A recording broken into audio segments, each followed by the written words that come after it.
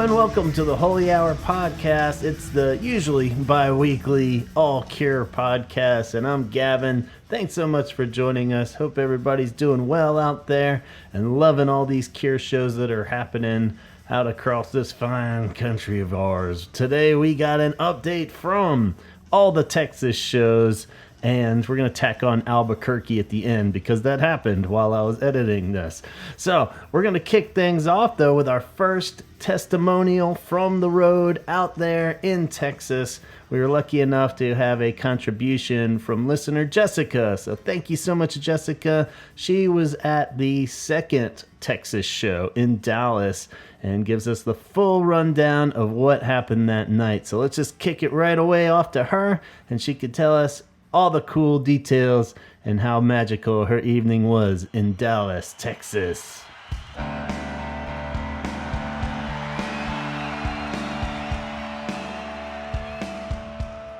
Hi Gavin, this is Jess, and here's my experience seeing The Cure for the very first time in Dallas, Texas. I went with my boyfriend Brian and our good friend Amanda. We live in Fort Smith, Arkansas, which is a 4-hour drive to Dallas, Texas. We got to the venue early to buy merch. There was already a long line at the merch booth outside the main gate. The prices were actually reasonable. We got concert tees and the Dallas event poster, which is huge. After our purchases, we had to go to a separate line to the front gate. It wrapped around the entire side of the venue, but our time in line moved quickly. After we went through security, scanned our tickets, and found our section, we got settled in our seats and I took out my binoculars. I loved the variety of the Cure fans. There were baby bats, elder goths, normies, and entire families. There was a sea of Cure tees, from pornography to the head on the door to disintegration. I wore the Wish Heart tee from Cure Threads. As we waited, the stadium was filled with soundscapes of thunder and rain. The concert started promptly at 7 p.m. The Twilight Sad played a great set. They actually sounded better live than their studio albums. Halfway through the set, James commented on how hot it was in Texas. The weather that evening was cooler and there was an overcast. We actually were under a rain watch, but we didn't have rain. Like, how goth would that have been? The Twilight Sad played until 7:45. There was an intermission before the Cure took stage. During that time, my group met up with our other friends there and took photos and expressed our excitement for seeing The Cure. Right at 8:15, the lights dimmed and there was a roar of applause and cheers as The Cure took stage. With my binoculars, I watched Robert Smith slowly walk around the stage as the band began playing the opener, Alone. Tears started swelling in my eyes. I was witnessing my favorite band play in person. Robert Smith is absolutely precious. The highlights for me were how great the lighting and the visuals were for each song. The thundering of the drums, the guitars, just everything. I had composed myself up until I heard the chords to Cold. My heart fluttered, my eyes got watery, and when he sang the first line, I sobbed. Pornography is my favorite album, and I wasn't expecting any songs from that album. This bliss rode with me through Burn and then to A Strange Day. It was so enchanting. The visuals for A Forest were wicked. Simon's bass was very atmospheric and transformed me to the spooky forest projected behind the band. There were 2 encores that lasted 1 hour. Plainsong and Disintegration were marvelous. When it was time for 6 different ways, Robert brought out what looked like this little keyboard, and then he goes in his adorable accent, "The guitar is not the only thing that I play." I know that accent's terrible. The song was so whimsical, and he could still hit the high notes. Overall, the Dallas crowd was joyful, polite, and the people that Brian, Amanda, and I sat around, it was their first time seeing The Cure as well. I am disappointed that they didn't play any songs from Faith, but we did get 2 rarities, 1,000 Hours and 6 Different Ways in the main set. The Cure's music is timeless and brings out all the different types of fans. I made the comment to my boyfriend Brian and our friend Amanda that they started out as casual fans. Now that they have experienced them live, they will be just as big as a Cure head as I am. Thank you for including my testimony in this episode. The Holy Hour is entertaining, informative, and essential to all of us Cure heads. Talk hard, Gavin.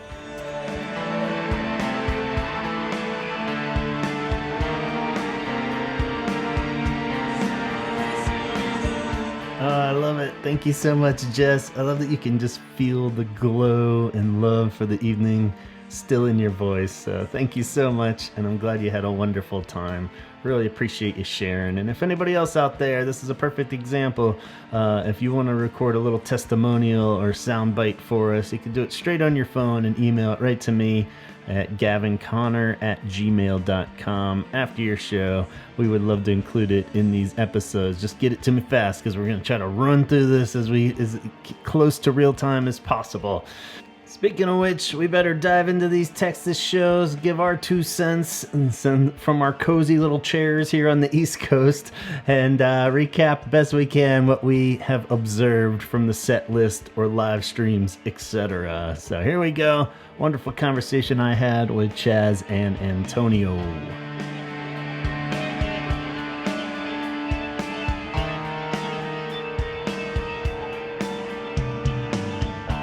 We're talking about the tour. How's it going, fellas? What's up? Good. I missed the last couple recordings because of work and just overall life, so it's nice to be back. Yeah, we've been kind of dividing forces on everything, so it's good to have the whole band's back together. Here we are, and sorry I had to jump the gun on that New Orleans one and get something out there. So I was like, I gotta ramble. I gotta get this out of my system. I gotta talk to someone. So we figured we'd get everybody back together for the next block here, and who knows? This could be a mini episode. This could be a 3-hour long episode. You never know with us. Oh, I don't know about that. Yes, but we want to catch you up on the Texas block in particular of the past 3 shows. As of now, we're up to show number 4 on the Shows of a Lost World tour that has kicked off. I guess backtracking a little bit, since I didn't get to catch you guys. You feeling good about this thing? New Orleans, before we dive into Texas? I didn't get your official thoughts. Did you feel good about opening night?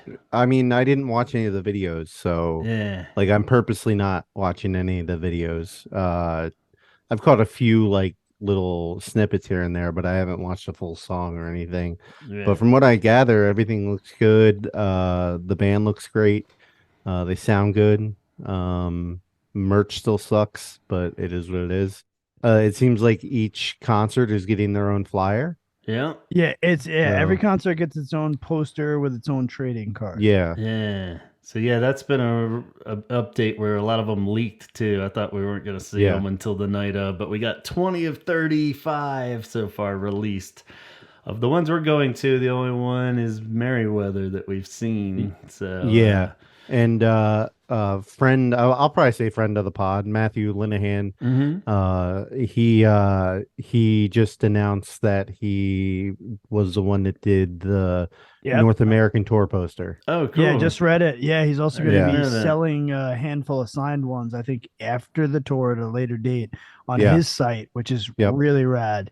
Awesome. I was pumped on that. Yeah, I saw that. So the kind of general one with Robert popping up with the awesome. That looks awesome. So I think, for him. Yeah, I think the tour posters have been rad. Yeah, they all look really cool. Stuff. I think they look cool, and I think it's an awesome concept, a great idea.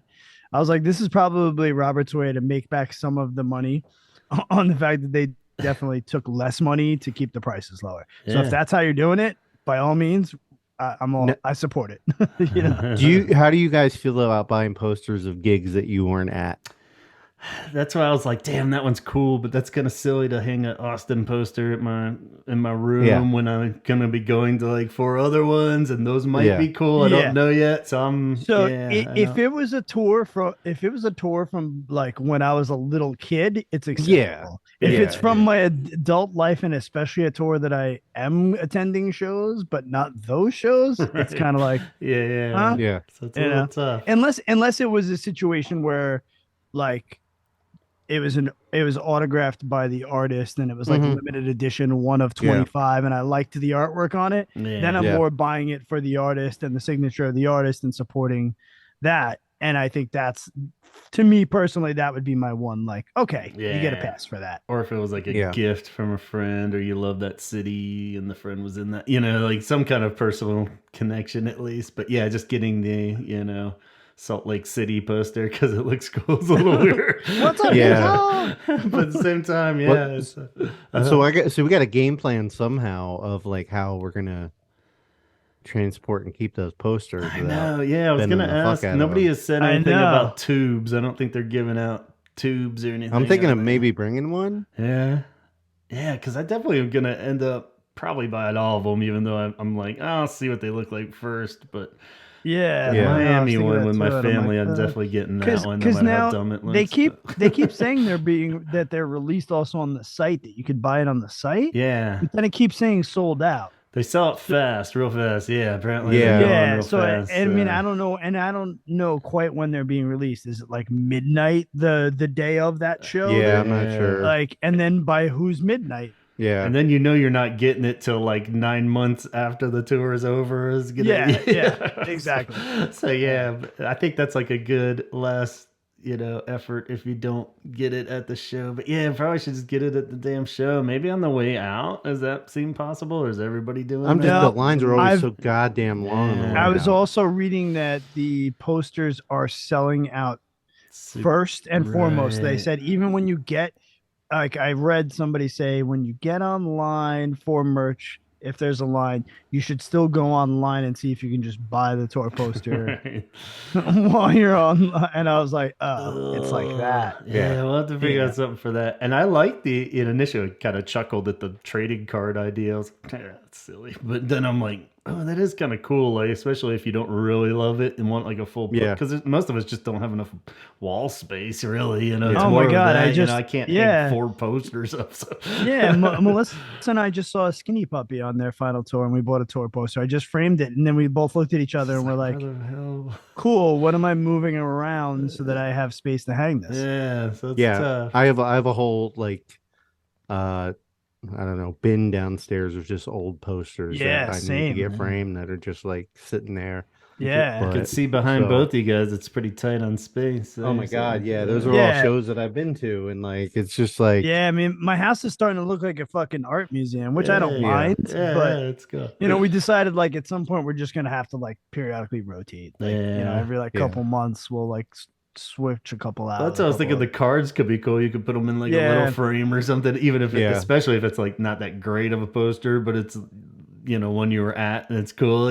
So I'm like, that could be a cool. But $10 even for that, which I'm kind of fine if it's a one-off for the card. But I kind of love the idea of if they sold like a whole deck of them at the end of all of them. But if that would be cool, it's gonna be like what, 300 some? Yeah, $300. Yeah, seriously, like that's a lot for some cards. I don't know, man. But I know that I'm gonna save money on shirts. Yeah. So I might buy one. Yeah, I'll get 1 or 2, maybe probably just the one. I think maybe 2, maybe at the most. Yeah. If I can get really high before a show, I might buy a bucket hat. I want to get Henson a bucket hat. Well, I mean, it's legal in New York. So before the New York shows, there's literally weed trucks on the fucking street outside of MS blazing up. I bought all this shit. I don't know, like water bottles and tote bags. You're like, what did you buy? Don't worry about it. I'm like, you bought the women's underwear? Sure, why not, man? But so I guess we got a little time to hash that out. Still, we'll figure it out. But they're looking cool. You like the Merriweather one? the teardrops. Yeah, I'll buy it. Yeah, that's I'll pretty buy it. cool. Yeah, I like that one. I'm interested to see if they're gonna have one for New York City or three. Yeah. Yeah, I was thinking that too. I was like, is it going to be one design? Because patterns, and then looking how like, many are they making? Because you know, yeah, or one design in different colorways for each night. That that's would be probably cool. seems too. to be the pattern like, where it's like rotate the main back color. You know, yeah, like a different. yeah, Night. That'd be cool. yeah. But yeah, Cool. I really like some of the. I mean, getting back to Texas, but I Yeah. really do like some of the Texas ones too. Yeah, they were cool. That Austin one was great with the two cats. Yeah. I really wanted to get that one. That was like, oh, that one's awesome. That might have been one of my favorites. And I love so the New far. Orleans one too. So yeah, that'd be cool. Which one's the one where he's got like the space helmet on and it's on the side? Not sure. That's not Austin. That's later. That's yeah, I like that one a lot. Well, you know, here's the thing. Maybe down the road there will be different artistic interpretations of some of these posters on a T-shirt. Yeah, that would be rad if they just put all of them on T-shirts. Yeah, that's what we were saying. I was like, these are better than the T-shirts. Put these on the T-shirts. Yeah, people would be buying these up every 5 seconds. But yeah, let's focus on Texas. Going on down to Texas, you guys got much Texas connections or stories? You passionate about the big old good state of Texas? This is why it's tough, because like with Europe, I was like, I don't know, cool city, but like with everywhere in the U.S., where it's like we're cracking jokes about the states, you know, whatever. Like, oh, they're going off to Texas, they're going off to this. You're making, but yeah, Texas. Yeah, other than I wouldn't want to live there. I was there in Dallas. Okay. Last time I was there, I think it was in 2009 when the Eagles played the Cowboys. Me and my friend flew down for the playoff game. Oh wow! And yeah, it was really cheap. Like somehow we finagled some way to do it pretty cheap, and they ended up losing, which sucks. But we had a good time. But yeah, that's one of my only times in Dallas or in Texas in general. So yeah, I've played in Texas a few times throughout the years on tour. Couldn't even tell you where anymore because it was so long ago. You know, I got a good buddy, my buddy Drew Bias. He tattoos down there, Allegiance tattoo, in like Colony, Texas. So there's like that, and then you know, past Blue Ribbon. There you go. Corporate office is where it is in San Antonio, Texas. So, you know, sponsor of the show indirectly. yeah. Sponsors my lips. But you know, it's a long ass freaking state to drive to. Oh yeah. You'll be in that one for a while when you're doing the cross country drive for sure. Yeah, we've only spent time in Austin a few times, which I loved. San Antonio too. We popped down for that. Kind of seemed cool. But you know, and South by Southwest is like kicking again. It's always, you know, that's always a staple for musicians and shit. So I mean, Texas definitely, you know, has its it's got its upsides when it comes to like music and stuff. For sure. They deserve the cure love. Yeah, why not? 3 shows in Texas. And yeah, I mean, I guess we should say spoiler alert, but I think that's pretty obvious, right? If we're talking about shit. So yeah. I'm assuming people don't want to hear it. But yeah, as I've been nerding out on these past few ones, I have been watching the Instagram live streams just while I'm doing other shit, or maybe not. I don't know. They've been pretty captivating. I have actually watched all 3. I can never find them. I think I'm Insta stupid. They're just. I just go to YouTube afterwards. Like you know, today I was checking out some from the last Texas show on YouTube. Cool. Yeah, I mean they're usually fairly rough, but at the same time, if you just kind of put the phone next to your computer while you're working on something else, and they're fun to like watch while you're doing that. And so yeah, it's been kind of fun. I guess because it was the weekend block too. It was somehow caught them all. The Friday one, I was definitely doing a lot of other shit and didn't really watch it as closely, but it's been cool to just see the patterns that are already starting to form since we had the first show in New Orleans to go on as far as set list list and stuff. That's mostly what we'll focus on because we can't really talk about traffic or how awesome the crowd was or anything. So we're not going to pretend to describe the vibe of the show since we weren't there. But based on set list and those live streams, definitely some cool observations already, becoming apparent with this tour. Like I said with the last one, it does seem like they're really making a conscious effort to like just continue what we saw in Europe, structure wise, and it's our version of that, which is totally cool and I'm happy with. The 5 new songs are totally locked in, pretty much the same kind of spots they ended up with in Europe, but they've been in every show and sounding great, I think, from what I'm hearing them. Oh, yeah. Have the new songs grown on you guys in any way since Europe? Or have you not really revisited them too much on purpose or indirectly? I mean, that's pretty... I'm really, really trying not to burn myself out. Yeah. And like Probably not smart. trying to like ruin it by Merryweather by the end of the thing where I'm just like, ugh. It'll be good. It'll be a good experiment because I'm totally burning myself out already. Like the fact that I've listened to the whole set list like 4 times in a row. I'll be like the one side of the experiment. You'll be the control or whatever. Like I've now that Europe is over, I've stopped like going in and listening to the new ones because I feel like I'm close enough to be hearing them live.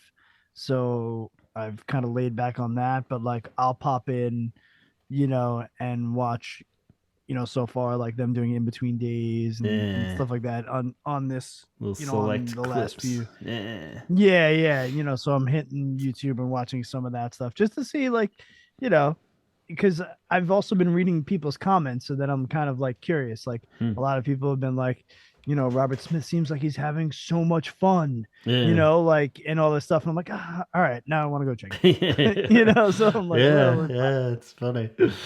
And I mean, I think that it's been very seamless continuation on from what I've seen from the Europe ones. They sound, they sounded tight then and they sound tight now. My only thing would be that the Fragile Thing was kind of the one that I was like, it's catchier, but at the same time, it was the one that didn't really blow me away right away last time. And now I'm really fucking digging it. So I think I'm just drink the Kool-Aid at this point where I'm like, yes, fucking give me it all. That song rules. And, so I'm really digging that one in particular.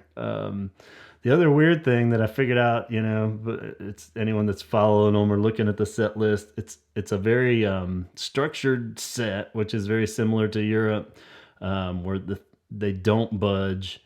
But then there's the slot number 6, 10, and 12 are the ones that they're interchanging songs out of. Okay. So it's those 3 in the main set, and they're not necessarily like tour debuts when they put one in. Sometimes they're shuffling one into that slot and then that frees up something for like the encore or something else.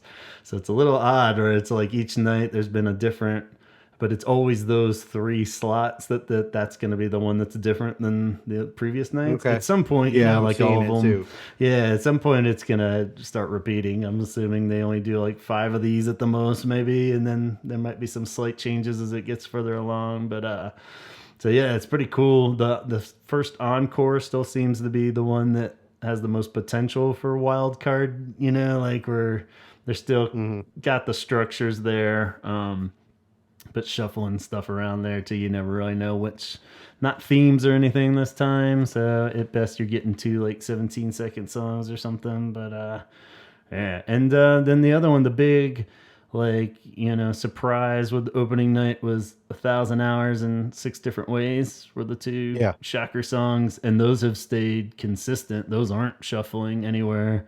Like at one, I'm pretty happy about that. Yeah, the only weird one there was 1,000 Hours was in Encore 1, and then they shuffled it into one of those slots. It was the early slot for one show. So. Right, so it moved its location. Spot. Yeah, but it's still in there, which is fucking rad, because hopefully that means it's like a Just One Kiss for this whole tour they're playing it because I really want to see those two, you know. Like that was like my fear was that they're gonna be like, yeah, we're sick of that. Now we're gonna play Screw, and I'm like, no, I want to hear 1,000 hours. But so yeah, hard to say. I'm sure we're definitely got some surprises still on the way. The pop encore has been totally consistent each show, except last night in Austin. They bumped in between days into one of the earlier slots, and then they just had a song shorter for the pop encore, which was a bit of a tease because I was like, well, what the fuck is going to be? They're going to add a new pop song at the end. But they didn't. They just did it one song because they did one more song in the middle encore, but no. Right. So yeah, I guess we could get into the other specific notes of each night too. So May 12th was the second show in Houston at the Toyota Center, which is crazy. Also remembering reading back all the cool names of all the European stuff, you know.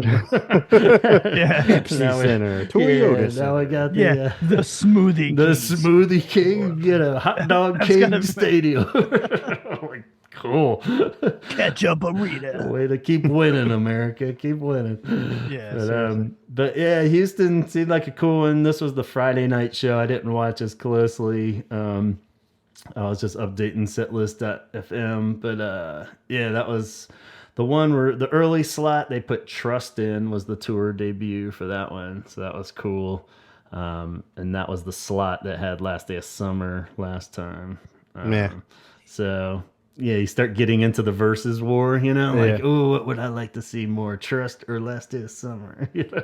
Yeah. So and then in the 10 slot, we got Kyoto Song that night instead of Fascination Street, which I know you guys wouldn't be too keen on, but you get what you get and don't pitch a fit. The 12 slot after that was Primary instead of Play for Today, but then Play for Today got bumped to the first encore.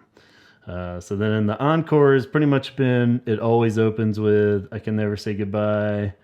And then they had 1,000 hours in that every time, except for the next night where they bump it forward. Charlotte Sometimes made its debut as well, so that's cool that one's in the mix.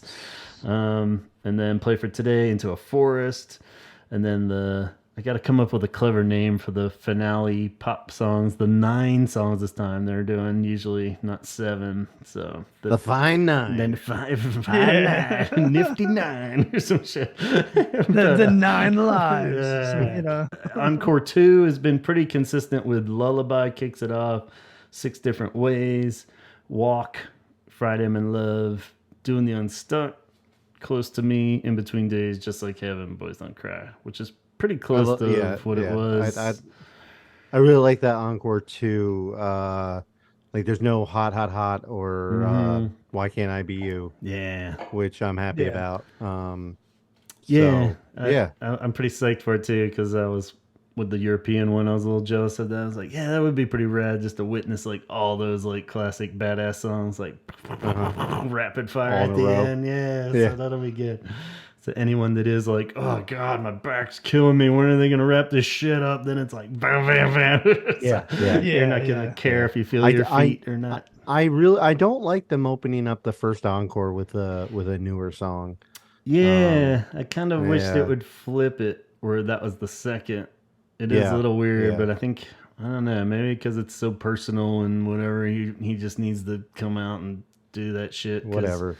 I saw somebody online. Yeah, somebody was in the comments, and I kind of was like, whatever at first. But then when I thought about it, like it did kind of make sense. So he's saying because they've been playing "Want" a lot as the song after that, and they thought that it kind of just loses a little something after being super emotional with "I Can Never Say Goodbye." And then it's kind of like you go into "Want," which is such like an opener anyway, you know. Yeah. And it's like.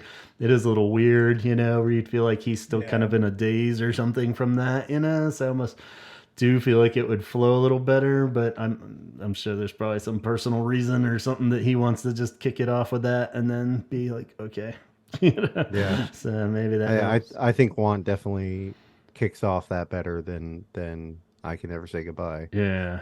But it is what it is. Yeah, I mean, but Want is a good, you know, kicking something off track, you know. For sure. Yeah. I have an issue more with with the Dallas set list than any of the other ones so far. So well, let's move on to that one then. Show number 3, May 13th, Saturday night, Dallas, Texas, the Dos Equis Pavilion. This one I did watch while I had followed the New Orleans one really closely with, it turned out his name's JC, apparently. His Fire and Curio is his Instagram. So he totally hooked it up for the next night too. But on Dallas night, I ended up watching this New York. So NYX Cured was the one. So thank you for holding up your phone the entire show for that one. Fuck all the people behind you. Yeah, sorry. I'm not going to be as kind to the person I'm standing behind that's doing that at the show. But when I'm no, you fucking do that shit in front of me the whole show. You're getting punched in the back of the head. Oh, yeah, without a doubt. After the second warning. Your phone is going directly into my beer. So. I'm assuming they got it in a nice, pocket or something. There's got to be a nice, clever way where they're not, just totally putting it right in their face or something. You hold your phone up to your chin. Yeah. And just keep it there. The whole night. You don't need to lift it above your head. Don't be doing that shit. Yeah, I'm assuming they're not doing that. But, so until that moment, these guys, thank you very much because I really appreciated watching it at home. So until the tables turn, but that one was rad. Using down close to the front row there. I don't know. I thought it was a pretty solid set list. This one in the 6th slot, they bumped 1,000 hours early, replacing Last Day of Summer or Trust. And then Strange Day got its debut, which is always nice to hear. Liking that. So that was where Fascination Street or Coyote. Don't like it sandwiched between Burn and Push, but Yeah. That's kind of a weird. Yeah, a little odd, but that is kind of strange. It is more just when you look at the different combos, you're like, because I love the first night when they did the whole Push Play for Today combo is awesome. Yeah, that's really cool. But it goes from Cold to Burn to A Strange Day, which is a fucking banger of a 3-piece. Yeah. And then you go to Push and then a Forest and Shake Dog Shake. You take Push out of there and you got a 5-piece right there, all in a row that are so dark. Yeah, but and hard. Push definitely seems out of place there. Yeah, you put it down there by from the edge of a deep green sea. But you can't argue ever about hearing Push. You gotta snap out of it at some point and be like, "Fuck yeah, fun." You can't just be fucking crying in your drink the whole time. Yeah, you can. Why do you hoot think and holler a little bit? You can never complain about I even Push. cried during the Poppy song. Yeah. Especially those. I guess it's just always the weird shuffling. It is something that is odd with all these. It does seem with the European tour into this the first time where it has gotten a little more convoluted. The super obvious closers sprinkled it, throwing Forest in somewhere and fuck, it's usually the ender, whatever. Yeah. We all like it. Just put it in there, and it does seem like you lose a little bit of the flow factor because they've just got so many goddamn songs that you want to hear and that are good. And it's just put it in there anywhere. Yeah. So who knows? Yeah, I think my biggest issue with the set list is the first encore. Okay, so we got because it goes off. I can never say goodbye, which is fine if we've already debated that. Want, and then you go to Plain Song. Yeah. Because they've done... That's really weird. They did... It is weird coming after another big opener like that. Or it's because they did that a few times on the European one, but I feel like Plain Song might have kicked it off. It was kind of like what we were saying. I think Plain Song kicked off the encore, then it went into I Can Never Say Goodbye and ended with Disintegration. How do you go from that want into the chimes? Yeah. It just doesn't seem like it doesn't mix very well. But then you have At Night, which I'm fine with, and into Disintegration. So that 3-piece right there I like a lot. But it's a weird Plain Song flow, definitely doesn't. It that should start off the encore. Yeah, so there's got to be a reason. He's got to just be like, it could also be a technical thing from the tuning or the or it's some kind of I don't know. I'm just wondering if there's one of those kind of things. Yeah, it seems like I don't really want to hear them do this if we go see them. I was just gonna say the opposite. I was like, it doesn't matter. They're all fucking great songs at least. So Well, who cares? But at it the same just time- it doesn't it really doesn't sound like it flows very well. That's the only problem I have. But yeah, I think I would just be so happy to be like, oh fuck yeah, because you know if you're getting plain song, then you're also getting Disintegration too. So it's a little like bonus meal, you know, like oh sweet. Yeah. A little odd, yeah. Like at night, just sandwiched in between them too does seem kind of like they were just cutting and pasting from the Word document. That's I'm fine. like just fucking whatever. Like I said, you just gotta be like, yeah, it's a good song. No, they have one of those like bingo things with the balls, and they're just pulling out the songs with the names on them. Yeah. Like, I'll take Plain Song. And then Encore 2 is exactly the same. So I think there's going to be a lot of nights where they're just totally fucking sticking to that 9 song. That's what you get, which, you know, is super cool, but it kind of goes back to the 2019 festival thing. It's only not cool in the sense that you're like, shit, I know exactly every song they're going to play now till the end. Yeah. So that sucks a little bit at a Cure show, just knowing that you know that what's on the horizon. So, but when it's all those songs, you can't. Yeah, but I feel like once it gets closer to when we're going, I'm gonna like stop paying attention, and then you know, my brain will just forget anyway. Right, you know. And I'm happy with all those songs. I like them all, so it wouldn't be like they're throwing in, you know, the Scream or something in the middle. I'd be like, no, God. But at the same time, it is weird though. I still even thought that from the last European one of like the pop ones you think would be the most interchangeable, you know, like how easy would it be to just to like swap out the walk with Let's Go to Bed, or you know what I mean? It seems like that would be super like whatever, doesn't really matter with the flow. You think for their own sanity, since they're pretty big on that, you know, that they would want to just like, all right, well, I'm not feeling Friday I'm in Love tonight. Let's do, you know, Letter to Elise or something instead. Not to mention the fact that they haven't played that yet, but hopefully it's still in there. That's the one that surprises me the most is that they haven't done that one yet. I know, that's why I'm like, damn it. So moving on to Austin, last night's show at the time of recording this. This one I popped back over to Fire and Curio JC's feed, and he was off to the side this time. It was a very nice angle and very steady and cool, so thank you. At one point during Love Song earlier in the set, he ducked out and gave us the tour of how to buy a drink while at a Cure show. So that was actually kind of cool to see, because I don't know if his seat was just like that close, but he was like able to duck out, go buy a drink, come back. Everybody's freaking out. I was like, $30 for a screwdriver? It's like, I think it was just like $30 for one drink. So, ouch. But I can't wait to get my $15 soda with a paper straw. There you go. Yeah. I don't want to drink anything because I don't want to have to go pee. Yeah, that's it. It's like, I mean, I guess if you have your seat, it won't be too big of a deal other than missing something. Right, but yeah, it's more of that. Well, Chaz can rest assured we're not going to get too sloppy drunk and embarrass him or anything, because I'll be broke by the second drink. So, yeah, exactly. It's like nice when you can't even get too drunk anyway because you just can't afford it.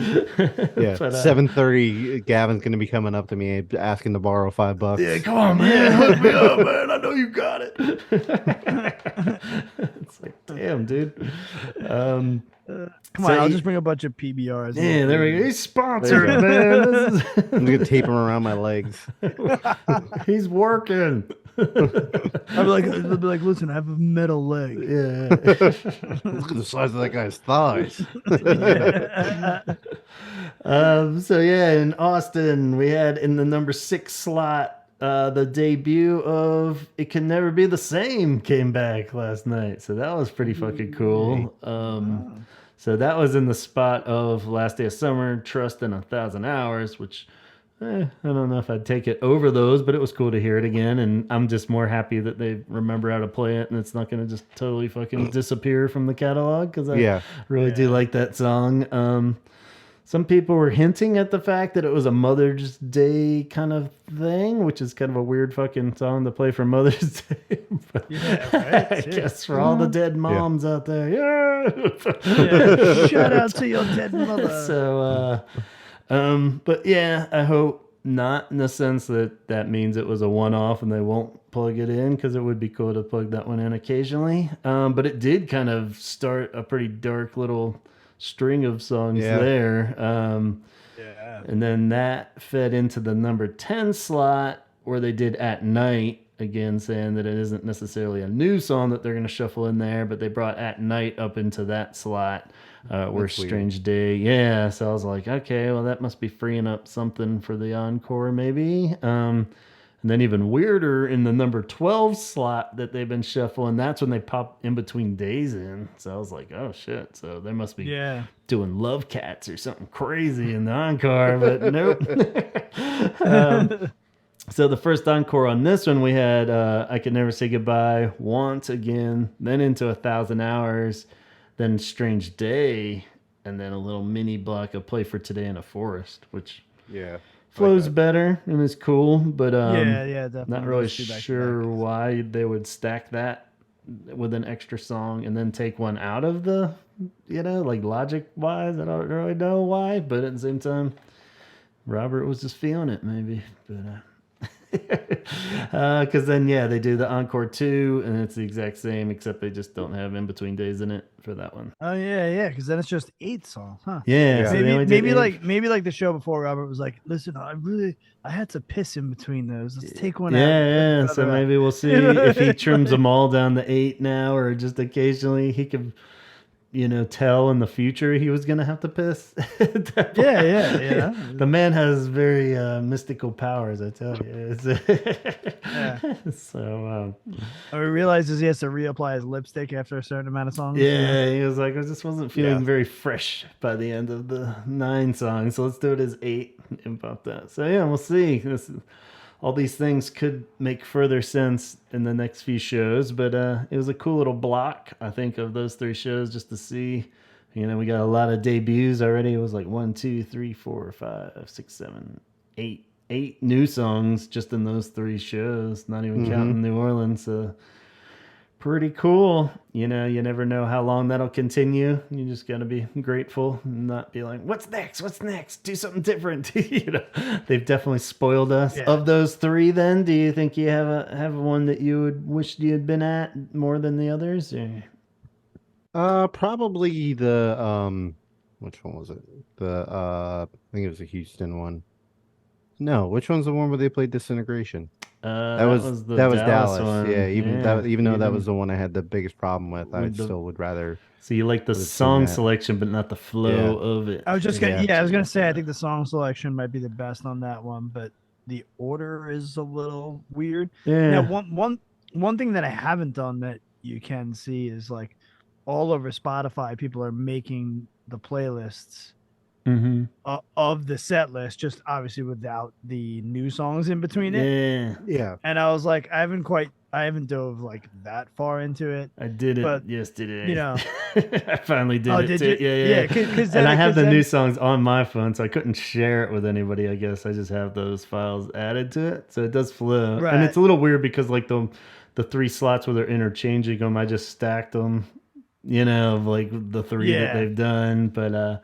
So it's kind of cool. I know my son Elvis went on to Spotify, I think after the second night of the tour, and listened to the playlist that somebody had made just because he wanted to kind of he's just getting himself pumped. That's and he's he's younger, so he's been sitting with their albums less because he's 12. Right. You know what I mean? And totally so it's one of those things where he's like, I want to listen. That's I did the exact same. It's funny you said that because that's when I was all like, guess what I made? And I showed it to Casey and Henson over dinner, and Casey just looked at me. She's like, you've been watching it every night. Are you really gonna fucking listen to it too? In between. That's what I'm talking about, Gavin.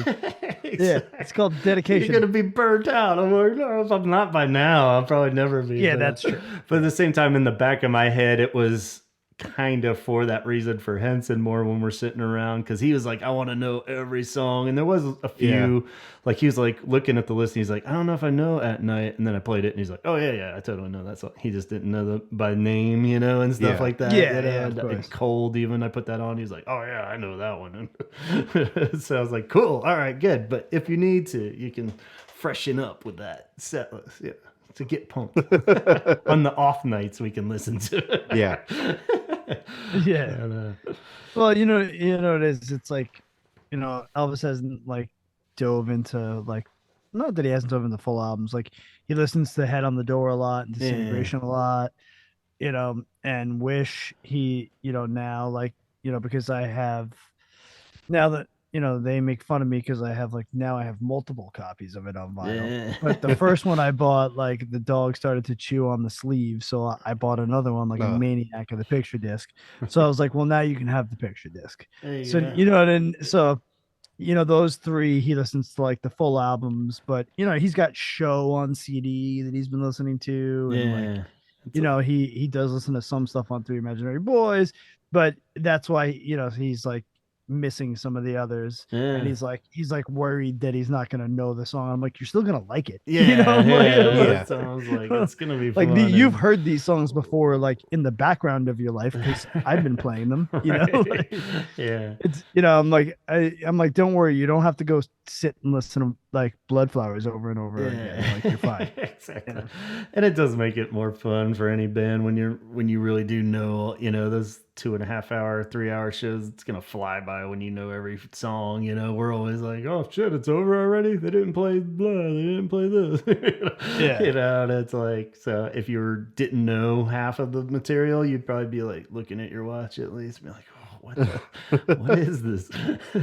Want what? So it's good.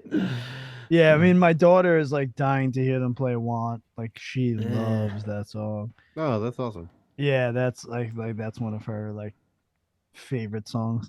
And then we were sitting, we're finally getting good weather here in New York, so Melissa and I were sitting on the back porch the other day, and we've got these like black crows that fucking hang out in this giant ass fucking tree in the back of our backyard, and the crows were all out there. So I took out my phone and I started playing Burn, and I looked over her and she just was like, really? And I'm like, come on, that was funny. She's like,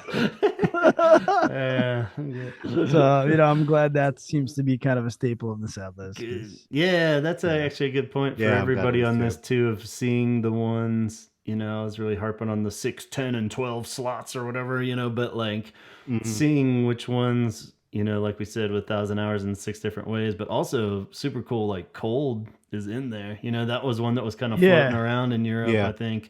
But that seems pretty fucking absolute, so unless stuff's really starts I think after like through. maybe like 3 or 4 more shows, those songs that have never left are probably not really, you'll kind of have a good idea of what, like, the main 24 are, you know what I mean? Like, or especially because a lot of them are fairly solid the way they were in Europe too, so they were happy with that. Like Edge of Deep Green Seas, like fairly late in the set, and Shake Dog Shake around it too, and Push and stuff like that are like, I think those are all pretty much guaranteed at this point. So that's pretty cool. And they're all ones, like looking at the whole set, of any of these nights, there hasn't been any where I'm like, like there was a song that it would be my obvious bathroom song would be a tough choice on this one. I don't know when the fuck I would actually go.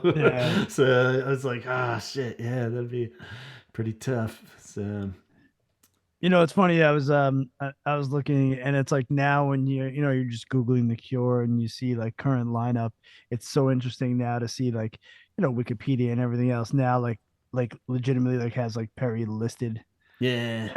You know what I mean? As like current band member. Yeah, awesome. I love it. Very cool. And I brought this up. Maybe you guys are more net savvy, but when I did my little birthday tribute with Henson, the drinks were kicking in and I got on this rant. So I'm going to throw it in here at the end of this one too. But someone needs to fucking change that Wikipedia picture of Robert Smith, like tonight. Like whoever's listening, because the whole point of Wikipedia is you can get in there and change shit, right? So it's got to be really easy, but it seems like the only rules really, other than knowing how to get in there and do it, which I'm too old, man. I looked at it a little bit, but it made sense that the main rule is you have to own the photo or something. You can't, I can't be putting a Tom Sheehan picture in there, if you know what I mean. We gotta get Tom Sheehan on this. But I'm looking at, and the reason why I bring it up now is because people are up close and phone pictures are looking pretty fucking good these days, and I'm seeing people post, "Oh, I'm in the front row. This is great," and they got this amazing, or at least way fucking better than the picture. If Wikipedia, Roberts, look it up. It's horrible. He looks like he's on like in a courtroom or something. He's like looking up. Like, yeah. Seriously, it's like any of these pictures would be better. So please, somebody that's like kind of tech savvy has a photo, because I had a bunch. I was like, even one of mine's got to be fucking better. But then when I started looking at my pictures, they're a little blurry and stuff, so I don't have any super close ones that are clear. Like, and I kind of get like the idea. Don't put a picture of him from like '82, even though why not? It's him. He should put it when he looks fucking gorgeous. Even the picture of the picture of Roger in there is fucking weird too. Yeah, all of them. Now that you mention it, I'm like, and even the band picture sucks. It's like this faraway, crappy bad one. If you just do The Cure in Wikipedia, I know it shouldn't matter, but at the same time, we all occasionally punch in Wikipedia for something, you know, and like. Show some respect to the man. He's a good-looking fella, you know. And even current days, we can find something better than what's going on over there. So that's my little soapbox for the night. Do you guys know how to tap into that? I started to look into it, but then I realized I didn't have a good photo, so I didn't want to start hacking shit, and then realize I didn't have no clue. Yeah, no clue. Because even back in the day when, like, I was always trying to change my own one. Like, because people would just have like way incorrect shit, and also be like, "God damn it!" You have to get into like coding and shit, or is it like? I have no clue. It's so fucking weird. Yeah, I mean, it seems like somebody that works in IT out there has got to have, or maybe you can pair up somebody that knows the buttons and the fucking codes, knows a friend that was at one of these shows and could just get a nice, respectable photo of our man just to honor him a little better, because I don't know, maybe it's just me, but I think that photo is horrible. But so I don't know, just throwing that out there to people. I'll keep occasionally dropping this rant until it finally happens. Until some tech savvy person can change that damn photo. And I mean, I guess in the super rare case that Robert or his people put that picture there, even they would agree that like most pictures look better. I would think if you just renegade went in there and somebody changed it, they'd probably be like, well, that is a better picture. Let's keep it. I'm really glad that Texas is really treating the tourists really nice. Are they? Doing good I think so. I think the tourists are doing really well in Texas. Good. So yeah, we got Albuquerque coming up tomorrow. That's pretty cool. Yeah, and then another night off in Phoenix after that on Thursday. So fairly thinner week as they trudge across this wonderful country of ours. And Coulter actually is going to be at the Phoenix one, maybe Francisco too, that we've talked to. But I know at one point Coulter wanted to give us the full review, so maybe we can catch up with him as a guest and get the full review as I kind of do the quickie reviews here and there. So like I said, keep your ears peeled and subscribe to all that. Normally you just say that on podcasts to keep people subscribed, but I'm going to try to like and subscribe. Yeah. Leave it, 5 stars. But I'm going to be trying to just... Leaving a review is also good. Yeah, that's it. But I'm just going to be dropping this shit when I can, so it might be like a Tuesday something, so it won't be the usual Sundays. I'm trying to keep them as close to, because nobody really wants to hear about a show that happened 3 weeks ago, when there's 30 more on the horizon. So apologies for the flood and erratic droppings, but at the same time, hopefully history will be kind to us, and it was better that way. So be sure you're subscribed. That way they'll just pop up and you'll be like, oh, cool. I'll listen to that while I'm standing in line in San Francisco or something like that. So, no one. I don't want. Please do. My ultimate goal is that Cure fans won't talk to each other while they're waiting for the show to start. They're all just listening to the Holy Hour podcast. Yeah, me too. That's my hope too. So they just don't even need to communicate or anything. So yeah, just I know a good amount of people that are going to both of the next 2 shows. So have fun. Okay. And cool. Yeah. Stay safe. Yeah. We're gonna be in New York City, Philadelphia, and Maryland. Yeah. Just to recap. So and then Gavin will be in Miami, just in the finale. I mean, the last one. That one I'll probably be off the grid because I'll just be hanging out with, making sure Henson's having the best night of his life. Yeah. But I won't turn away from anybody. But I just no paparazzi. No paparazzi. I'm with my kid, man. Have some respect, man. Oh God. But, get all Britney Spears on them. I just probably won't be hanging out at the bar at 2 a.m. is what I'm saying. Yeah, seriously, come up to us and say hi, please. Yeah. And I mean, Gavin's right though. I don't know if they know what we look like. Yeah, we're all. They know audio, what we look dude. like. We should post mug shots. On the page before the show. And I guess up in the air still in New York nights 2 and 3, but we'll be in the area. We'll see. We'll keep it. We'll get it eventually. And then I can't wait. Like, this is so cool. Like, people messaging me and wanting to meet us and say hi and everything like that. And it's gonna be so fun. I know that's the hard part now. It's just like counting down the days and trying not to just like erase my actual life happening here. I'm just like, whatever. The day's over. Just like each day is getting a little closer. I'm just like. We put our cat to sleep on Friday, and then we had Mother's Day on Sunday, and then Monday I have my son's 14th birthday.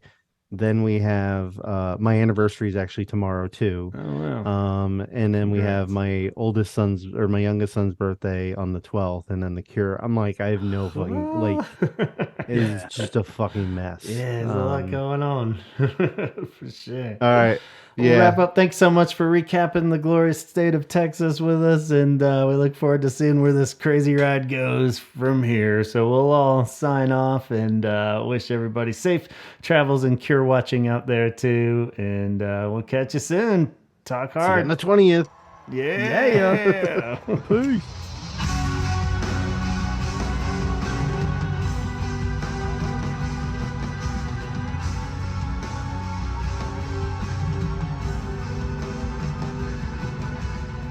Hold on, Cure fans, we're not done yet. Yes, as I promised at the top of this episode, we did have one more show that slipped in right before the cutoff here in New Mexico, Albuquerque. And I hope everybody that made it to that show had a wonderful time too. So we figured we'd tack that on here at the end. May 16th, Tuesday night, Isleta Amphitheater in Albuquerque, New Mexico. And I was super happy to see that childhood friend and buddy Jessica, different Jessica than the one that started off the episode here, but she made it to the show. She initially couldn't get tickets, it sounded like, when all the verified fan stuff went down, and was super bummed out because she's been at these Cure shows since my first one. We saw them first time together in '92. She was at that show. I talked to Jessica few episodes back, probably over a year ago now, but if you want to get Jessica's whole origin story, she's in there. I forget which episode it is, but so it was really cool to see that she got tickets and her husband went and hopefully had a great time. So just looking at the set list, it looked like another amazing night. Looked like the weather looked good based on the pictures and everything too.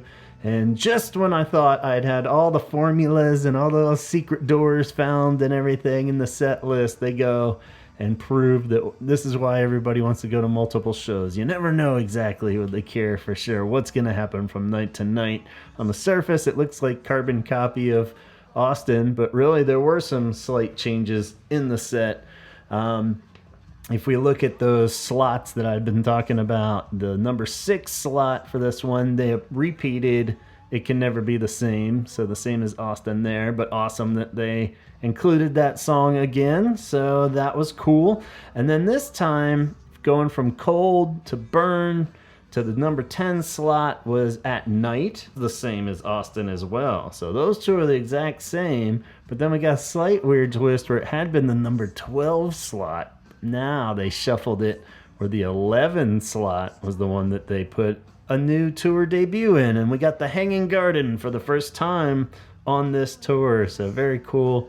That was the song that hooked me as a little kid. I never knew what the hell to make of it. So I love seeing The Hanging Garden pop up occasionally. And then it was followed by Push. So maybe there was something onto that, what Chaz was saying, that it felt a little weird going into Push there. And I was like, what? Push is always great anywhere, which, you know, I still stand by. But the idea, maybe there was a little bit more shuffling going on, coming out of Cold and Burn and At Night. And then you don't want to just go full into Happy Push. But Push followed and then ended the set as we had planned and seen. The first encore, we had I Can Never Say Goodbye Again, and then Into 1,000 Hours. And then the return of Charlotte Sometimes, so for the first time since, Houston, it sounds like. So we're starting to get the repeat, maybe, of Encore 1 variations. And it went into Play for Today and ending with A Forest. Then we had another little twist in Encore 2, making me look like a dumbass that's getting everything wrong. Encore 2, they did switch up one of the pop hits, like I was saying. And again, on the surface, it looks like it's the same. Lullaby, 6 Different Ways, The Walk, Let's Go to Bed. What? What's this? Doing the Unstuck is not in the set list and replaced by tour debut of Let's Go to Bed. So 2 new songs added to the mix. Let's Go to Bed and what did I say? Hang Garden. And then, of course, closing out with Close to Me, In Between Days, Just Like Heaven, and Baba Boys Don't Cry. So there you go. Pretty impressive. Nice variation. Kind of a bummer if you really love doing the Unstuck, but you got Let's Go to Bed instead. And otherwise, it's an impressive batch of songs. So I'm glad that our buddy Jessica out there got that great set, and I'm glad that our new friend Jessica got an awesome set in Dallas too. And we'll leave you with that until they got the night off tonight. And tomorrow, where are we going? Oh, tomorrow's the big night in Phoenix. So yeah, we got a few friends out there. Coulter, maybe Francisco, and Jonah I just got an email from. So I hope all of them have a wonderful time in Phoenix, and hopefully we'll have a testimonial or a conversation of some sort to recap that one in addition to my quick rambling throughs. All right, since this turned into an official longer episode, let's shout out our Patreon, because as my traveling approaches late in the tour and early in the summer, none of that would be possible without the Patreon. So a giant thank you to our Patreon members. If you would like to contribute, all of it would be appreciated, and hopefully we got some fun stuff over there in the Patreon for you. So go to patreon.com/The Holy Hour Podcast. Check it out. See if it's for you. Like Donna and Craig and Jeff Hilton, Jeff Cortland Jones, Sue, Ben, John, Allison, Alan, Dione, Namicio, Matt, Danny, Coulter, Matt Ford, Tom Johnson, Letty, Tom Burns, John Roberts, Francisco, Jason, and of course Tim, who got to see them in Austin, Texas, and at the Moody Center, and had a wonderful time, it sounds like. And he's gonna get to see him in Salt Lake City. He enjoyed it so much, he's like, I get another taste in there. So also check out Tim's hotels. He's part of that. He runs South Congress Hotel in Austin, Texas, the Waymore's Guest House in Nashville, Tennessee, and the Albert in Fredericksburg, Texas, which is slated to open in August. And of course, Scott Kruger is part of the Sarlacc Digest and a Patreon member. Sarlacc Digest is a wonderful Star Wars podcast. They just had Dr. Pershing himself on there. Wonderful interview they did. You can check out their live shows Wednesdays, 8 p.m. Pacific time on YouTube, or catch the replays everywhere that you listen to podcasts. Scott also just designed and put out a wonderful new t-shirt, which was inspired by our conversation with Andy and how Andy was going to wear the Lost World Jurassic Park t-shirt to the Cure shows, or at least has the joke ready on standby. And so Scott designed a Cure-related Lost World t-shirt, and it looks great. It looks like the Jurassic Park logo from afar, but really it's a silhouette of Robert. We got Songs of a Lost World with the Cure new logo under it. It's perfect. I'll put a link in our Facebook thread for the shirt. You can purchase it too and wear it for the show, crack everybody up. It's awesome looking too. So I already bought mine. It should be here soon. I can't wait. So coolness from Scott as always. Dana is also a Patreon member and a very talented motion designer and animator. Check out her Instagram page actually at Life's Black Blood, and you can see a lot of her work on there, as well as her website, which is graphics.tv, graphics with an X. And yeah, lots of cool work up there that she's also segueing into our buddy Kate over at curethreads.com, who's running a cool Instagram page called Cure Arts Collab that you need to check out, where all kinds of artists are coming together. They did Robert portraits for Robert's birthday. They got one in the works for Simon now, leading up to his June 1st birthday. So go over and follow Cure Arts Collab, where you can see lots of cool work from Kate and Dana and tons of other Cure fans out there. So much cool Cure art going around right now. I love it. And we'll hopefully be having Kate on soon for a very surprise special episode that I don't want to disclose just yet, but stay tuned. And we're going to have some fun art conversations coming up on the Holy Hour here. So also check out her site, of course, curethreads.com, where you can get all kinds of Cure-related awesome products with her original Cure-inspired art on it, much like the t-shirt that Jess was wearing in Dallas. And of course, if you're up in Calgary looking to kill some time before any Canadian Cure shows, go check out Dickens. And it's a wonderful music venue up there with all kinds of live events scheduled for the upcoming months. You can check out their schedule at dickensyyc.com, and also follow any of their live streaming action at Dickens YYC on Twitch. And of course, 17 Second Shirts from Chaz is a website where if he comes up with some new Cure shirts, I don't think there's a new one up right now, but you can check that out at 17secondshirts.bigcartel.com, or follow Chaz at 17_seconds on Instagram. And check out his other podcast, the Excommunication Station, where he, Chrissy, and Donovan talk about growing up in the church and all that comes with that. So thank you so much for listening. We got more updates. We got more official episodes. We're going to be flooding your little podcast notifications constantly until July 1st, and maybe a little after, I'm sure. So thanks so much for listening. I'm Gavin. Be sure to subscribe on Apple, Spotify, YouTube, anywhere that you can subscribe. And like I said, record any snippets you want, or email me anything you want at gavinconnor@gmail.com. All right, we're going to sign off with that. I'm sure I'm missing something, but I'll be talking to you guys in like a week at the most. So thanks again to Jess and Chaz and Antonio and you guys for listening. See you then.